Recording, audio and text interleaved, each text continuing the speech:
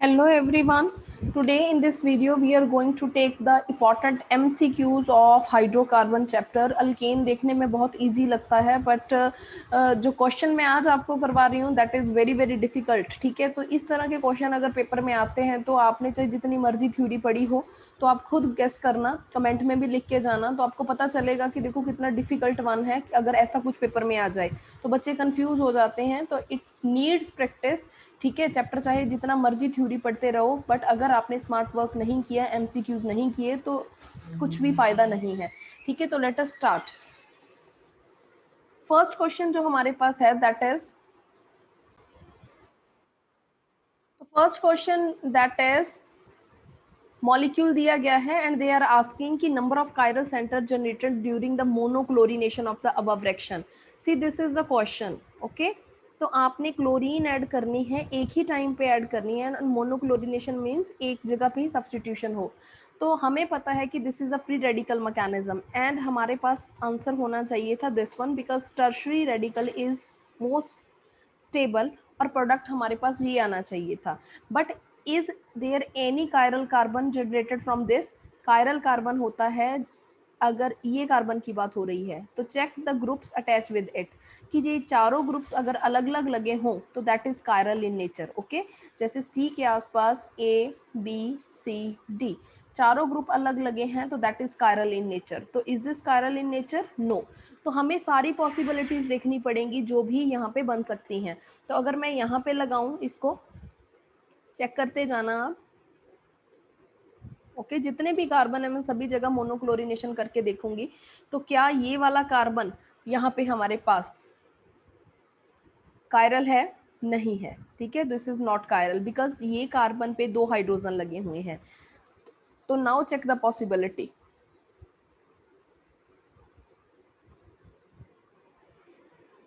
check this carbon. This is one group, this is second group, this is third group, this is fourth group. So this is chiral in nature because all groups are different. Now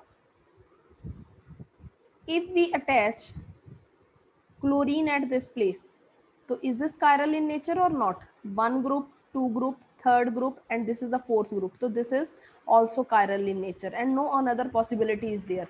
So it means two chiral centers can be generated if we do the monochlorination of above reaction, right? Just wait. So this is the second question. Okay, so you have to find out the double bond equivalent of cubane. Cubane का double bond equivalent you have to find out. तो double bond equivalent निकालने के लिए again this is a new topic because this is not given in any book, not given in the BSc book, not given in the +1 2 book. तो this is some advance topics. अगर ऐसा कुछ paper में आता है then हमें लगता है कि हमने सब कुछ पढ़ा था. ठीक है, तो जितने एमसीक्यूज करोगे मैं सिर्फ यही बताऊंगी कि जितने ज़्यादा कर सकते हो एमसीक्यूज करो, क्योंकि एमसीक्यूज से ही आपको वैरायटी पता चलती है कि कितना एडवांस काम आ सकता है पेपर में. तो डबल बॉन्ड इक्विवेलेंट जो है क्यूबेन का वो निकालना है. तो डबल बॉन्ड इक्विवेलेंट कैलकुलेट करने के लिए बुक्स में फॉर्मूलाज दिए गए हैं that is C+1 minus H/2 minus X/2 plus N/2. ठीक है, या तो ये ऐसे लिख लो या फिर किसी किसी बुक में इसको ऐसे भी दे रखा है 2C plus 2 minus H minus X plus N/2. तो this is easy one, I think this is easy. तो इस तरीके से आप कर लो क्योंकि है तो वही बात ही, सेम ही है. तो डबल बॉन्ड इक्विवेलेंट निकालना है. In this we are having the molecular formula C8, it is C8H8. Okay, तो यहाँ पे निकालो. X is the halogen, again X is the halogen atom और N जो हमारे पास है that is the nitrogen atom. Okay, nitrogen atom. तो हमने इसको सॉल्व करना है. तो इसमें हम फॉर्मूला लगाएंगे double bond equivalent equal to 2 × 8 plus 2 hydrogen, you have to minus, halogen नहीं है, नाइट्रोजन नहीं है, तो this is and.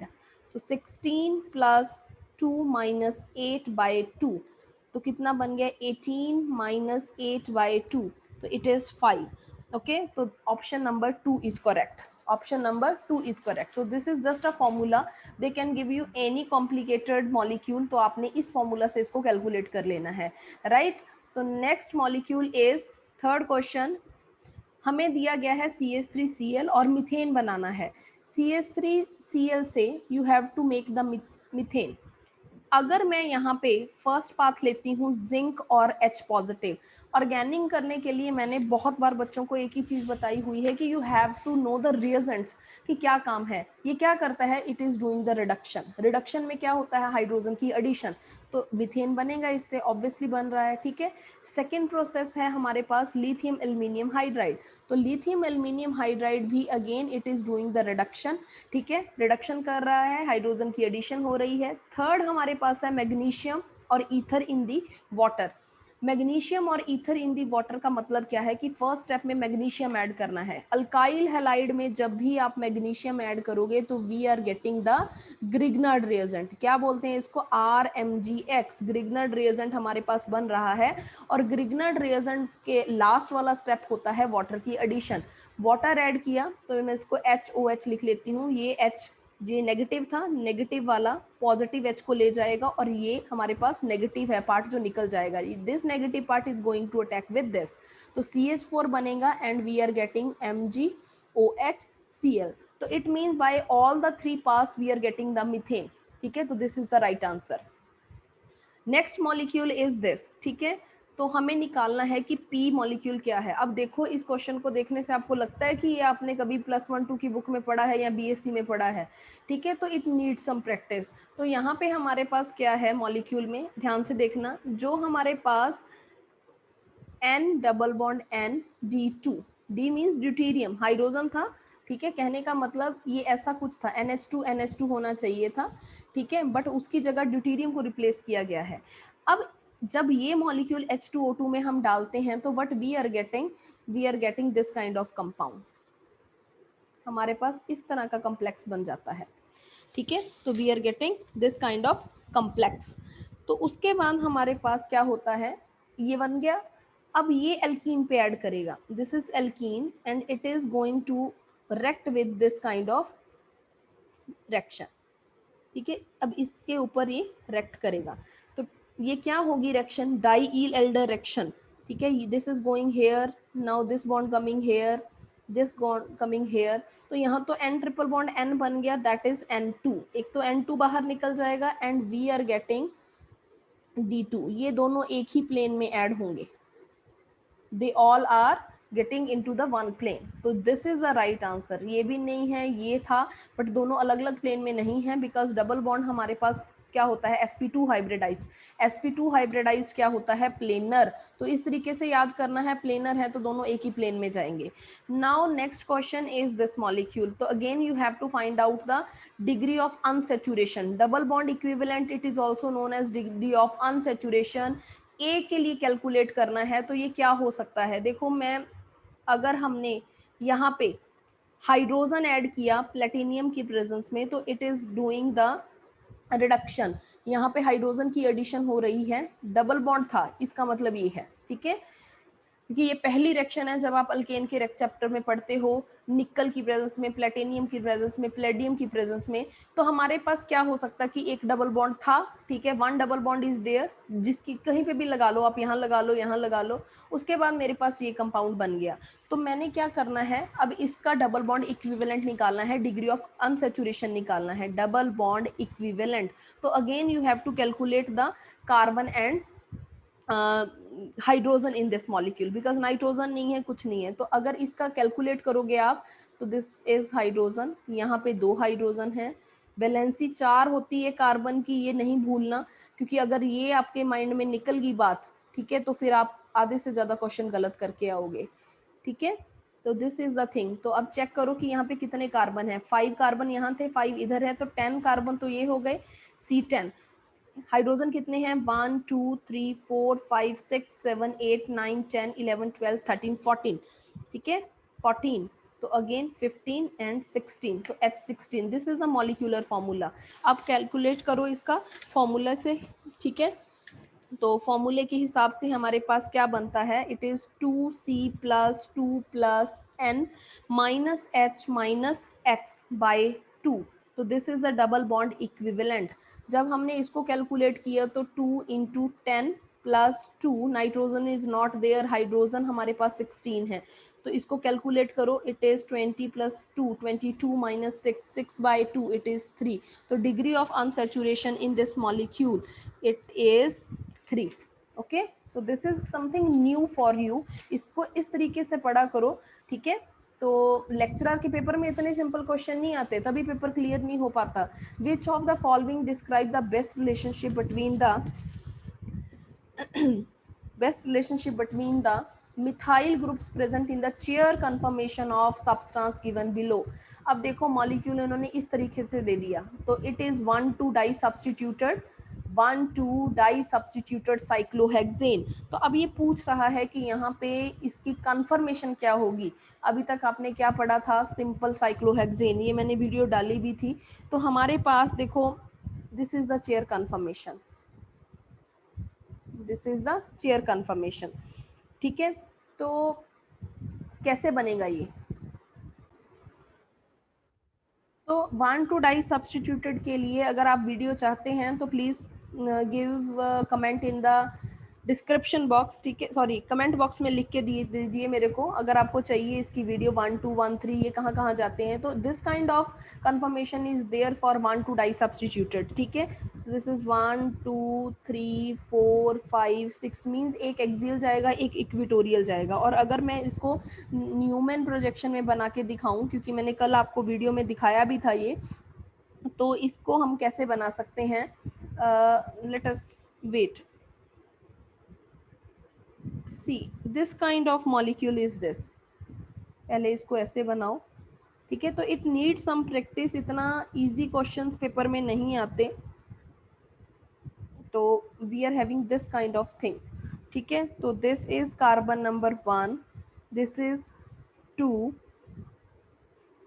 This is 3, this is 4, 5, 6, जो ये मैंने बनाए हैं, मैंने इसको ऐसे ड्रॉ कर दिया.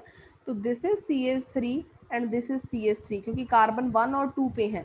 तो आप देखो इन दोनों के एंगल का डिफरेंस कितना है, तो it is 60 degree. 60 degree angle जब होता है, देखो 180 होता है तो क्या होता है, एंटी फॉर्म, स्टैगर्ड फॉर्म. 0 होता है तो एक्लिप्स्ड फॉर्म. 60 किस चीज़ पे होता है, it is gauche form. Trans तो किसी तरीके से भी नहीं हो सकती, ठीक है. तो it is a gosh form. सीधा इसको देख के हमें टिक नहीं मारना. अगर इसकी डिटेल आप चाहते हो तो मेरे को कमेंट बॉक्स में ज़रूर बताओ, ठीक है. तो मैं एक इसकी सेपरेट वीडियो डालूंगी.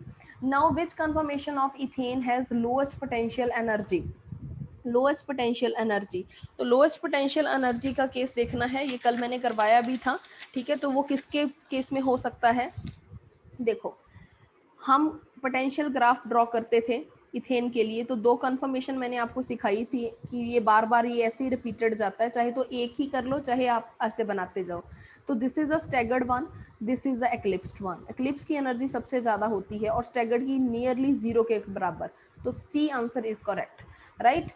नेक्स्ट है, which of the following molecule has highest chlorine value, ठीक है. हाईएस्ट क्लोरीन वैल्यू, देखो पायरीन, पायरीन का फॉर्मूला होता है CCl4, ठीक है. CCl4 it also known as pyrene. DDT, DDT को हम क्या बोल सकते हैं, इट इज डाईक्लोरो. बहुत इंपॉर्टेंट है, इसका नेम ही आ जाता है बहुत MCQs पे, ठीक है. बहुत बहुत इंपॉर्टेंट, डाईक्लोरो डाईफिनाइल टाइक्लोरो इथेन. तो ये गैमेक्सिन नहीं है, BHC नहीं है, बहुत बच्चे इसको कंफ्यूज करते हैं. तो this is kind of structure DDT है.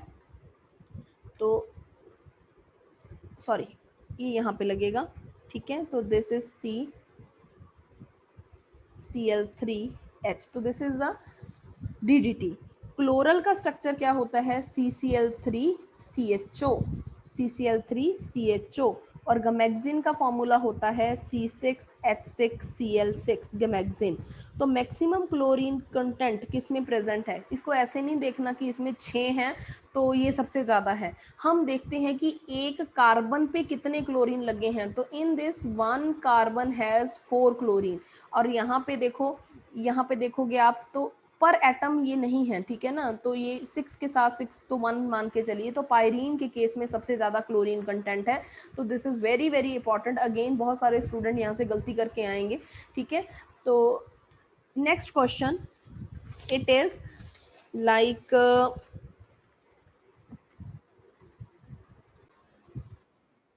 देखो ये भी हमारे पास वही अल्केन का क्वेश्चन है, तो क्वेश्चन देखो कितना अच्छा बना के दिया है इन्होंने एमसीक्यू कि फर्स्ट सेकंड थर्ड मॉलिक्यूल, गंदे से गंदा मॉलिक्यूल आपको दे देंगे टू कंफ्यूज यू, और पूछा गया है decreasing order of their heat of combustion. Again this question is not given in any book, +1 2 में नहीं है, बीएससी में नहीं है, एमएससी में नहीं है, तो आपको कॉम्पिटिटिव देखने पड़ेंगे, बहुत सारी बुक्स की तैयारी करनी पड़ेगी, तभी आपको ऐसे क्वेश्चन मिलेंगे। ठीक है, तो see the beauty of question, structure is very difficult but heat of combustion जब आपने निकालनी है तो ध्यान रखना है, सिर्फ एक ट्रिक है छोटी सी कि मोर the number of carbon atom, जितने कार्बन एटम ज्यादा होंगे किसी स्ट्रक्चर में, more is heat of combustion, more is heat of combustion. तो देखो चेक करो, सी इज द आंसर। यहाँ पे कितने हैं, 1 2 3 4 5 6 7, तो number of carbon first structure में कितने हैं, 7। Number of carbon in the second structure 1 2 3 4 5 6 7 8, तो इट्स 8 इज देयर। थर्ड में कितने हैं, 1 2 3 1 2 3 4 5 6 7 8 9, तो कार्बन कंटेंट इज 9, तो more is the number of carbon atom, more is the heat of combustion, तो C option is correct, right.